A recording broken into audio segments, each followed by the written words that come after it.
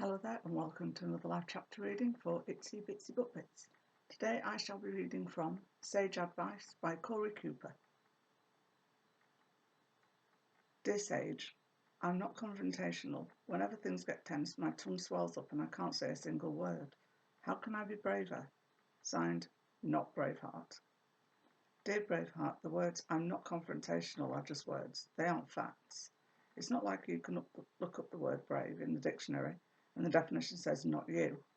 Omar Bradley said, bravery is the capacity to perform properly even when scared half to death. You can be brave and run away. You can also be brave and face something hard.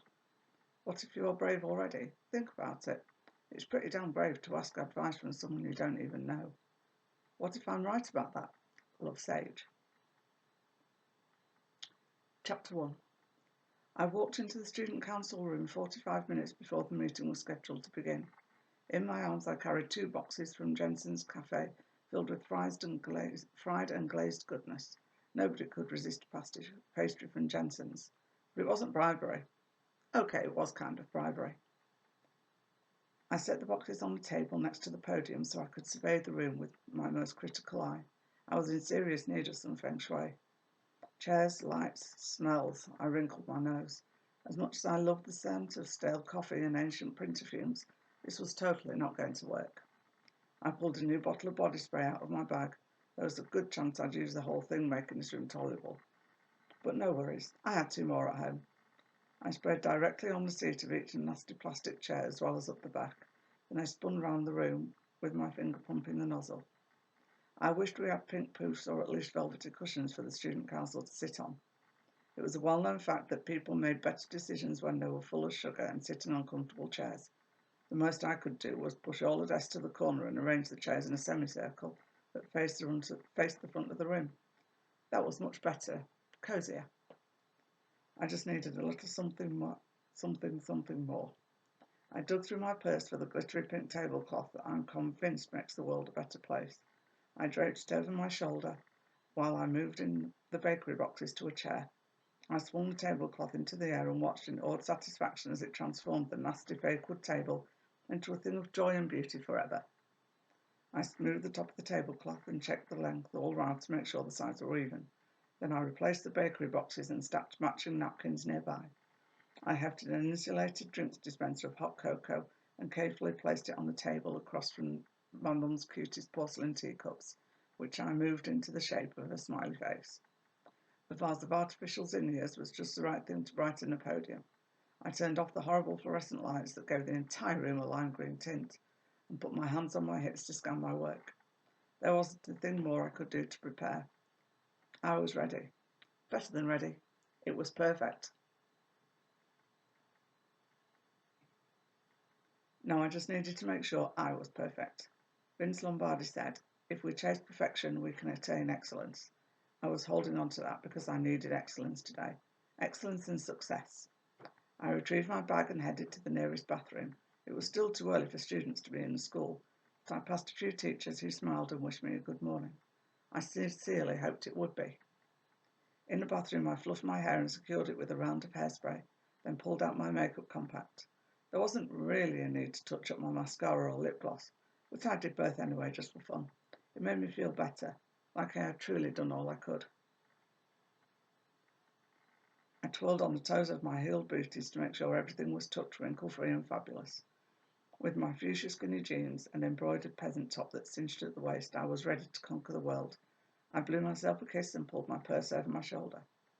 On my way back to the student council room, I almost bumped into Mrs. Larson as she came out of the teacher's lounge. Piper, hello dear. Good morning, Mrs. Larson. I fell into step behind her, shortening my strides to keep her pace as we headed back to the classroom. Thank you for letting me call this extra meeting. Of course, she smiled, but her forehead creased. Though I admit I'm curious. Will you tell me what this is about now? I shook my head, my hair brushing across my lower back. It's super important to me that it doesn't leak out ahead of time. I see, Mrs. Larson nodded. Well then, I will be content with being surprised. I thanked her and stood back so that she could enter the student council room ahead of me. She stepped through the doorway, then stopped so suddenly I bumped into her back and had to grab the sides of the door to keep from falling on my rear. I peeked over Mrs. Larson's shoulder so I could see what made her block traffic. One of those stinking boys miraculously got here early and wrecked my hard work. They were seriously going to wish they'd slept in. Oh good, it was all the way I left it, except that Lee, Student Council President Extraordinaire, was now standing next to the door, in the process of flipping the lights back on. It happened too fast to stop her. Under the fluorescence, my hard work looked droopy and sad. What's all this? Mrs. Larson lifted her hand to her cheek. Lee placed her fists on her hips in a signature power pose. I have no idea, I just got here. I hurried to the horrible light switch and pulled it back down, making the room look amazing once again. I came early to set up. I wanted this meeting to be different. Different how? Lee pursed her lips. It looks like you're recruiting for beauty college. Do people recruit for beauty colleges? Mrs. Larson raised her eyebrow. Lee waved one hand. You know what I mean. What is that smell? Honeysuckle wildflower. It's dreamy. I moved to the front of the room and perched on the edge of one of the chairs behind the podium so that it would be in place when the rest of the group arrived. Okay, it does smell good, Leon admitted. Why did you go to so much trouble? It's just a bunch of guys. They won't notice anything except the food. Food was a good idea. Thank you, I said without answering any of her other questions. We talked about this just a few days ago. She knew why I went to so much trouble. She just had too many things in her brain to remember. As soon as the meeting started, it would come back. Speaking of, I pulled my notes from my purse and began reviewing them.